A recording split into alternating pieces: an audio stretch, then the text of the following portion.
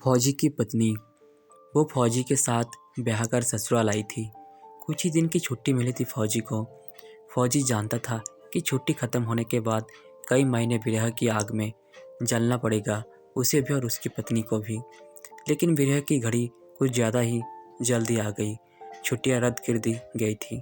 कारगिल में जंग शुरू हो चुकी थी। 10 दिन पहले ही आने का बुलावा आ गया। फौजी की पत्नी के चेहरे पर मायूसी साफ दिख रही थी। उसके नैनों की चंचलता खो गई थी। भरे सागर जैसी गहरी आंखों से पानी बस बांध तोड़कर बहने को तैयार था। फौजी ने अपनी पत्नी को आलिंगनबद्ध किया और बोला, फौजी से ब्याह किया है तूने तो मन को मजबूत तो करना ही पड़ेगा। बस तेरा पति ही नहीं हूँ, अपनी प्लाटून का सिपाही और भारत माँ का बेटा वो हूँ मैं।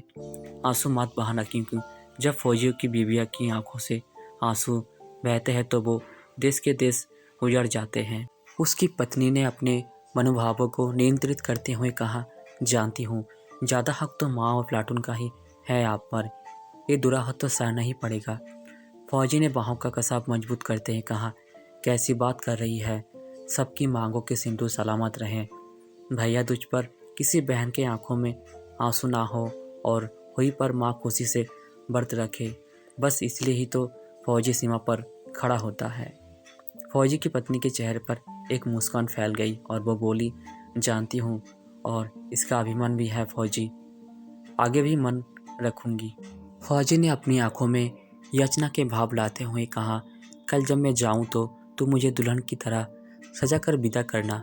वैसे भी अभी तो तू नई नवेली दुल्हन ही है। उसकी पत्नी की मुस्कुराहट में प्रेम से भरी सुर्खिती थी। फौजी को विदा करने के लिए उसकी पत्नी ने 16 श्रृंगार किए। आज वो उस दिन से भी ज़्यादा सुंदर लग रही थी जब वो दुल्हन बनकर पैरों की बेदी पर आई थी। फौजी ने चुटकी ली, मुझे नहीं पता था तू बनाव श्रृंगार में इतनी माहिर है। आज तुझे देखकर लग रहा है कि तुझसे सुंदर कुछ नहीं। फौजी की पत्नी ने भी चुटकी ली। कहीं फौजी का मन तो नहीं डोल रहा, अपनी प्लाटून से दगा करने की तो नहीं सोच रहा। फौजी ना रही ऐसा तो यो मन ही ना, प्लाटून से दागा तो ना हो पाएगी। फौजी की पत्नी ने कहा, एक बार जीत कर आ जाओ, अपनी फौजी का स्वागत आज से भी ज़्यादा सुंदर श्रृंगार करके करेगी तेरी पत्नी। ऐसा श्रृंगार जैसे किसी ने कभी ना किया होगा। फौजी ने आश्चर्य से कहा, इससे भी ज़्यादा सुंदर हो सकता है कुछ।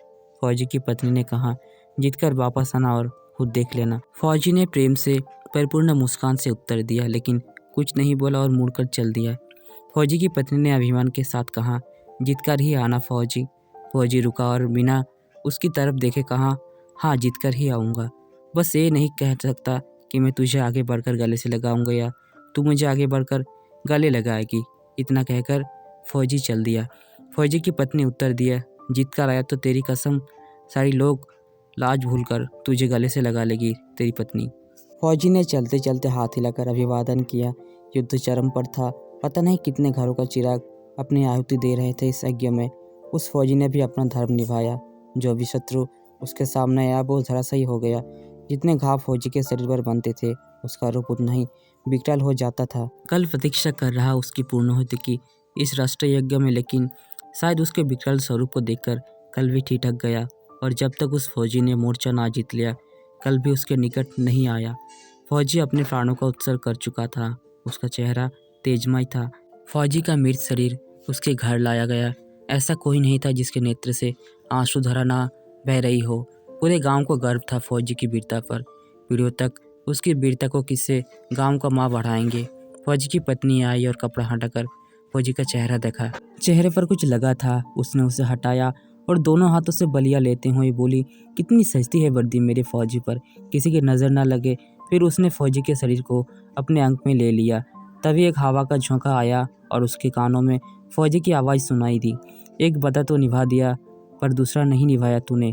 बोल रही थी कि ऐसा श्रृंगार करेगी जैसा किसी ने ना किया होगा, लेकिन तूने तो ना लाली लगाई ना सिंदूर। फौजी की पत्नी ने तुनक कर उत्तर दिया, जा नहीं करती श्रृंगार फौजी, दुरात कर गया न मेरे साथ, बस माँ से ही प्यार था तुझे।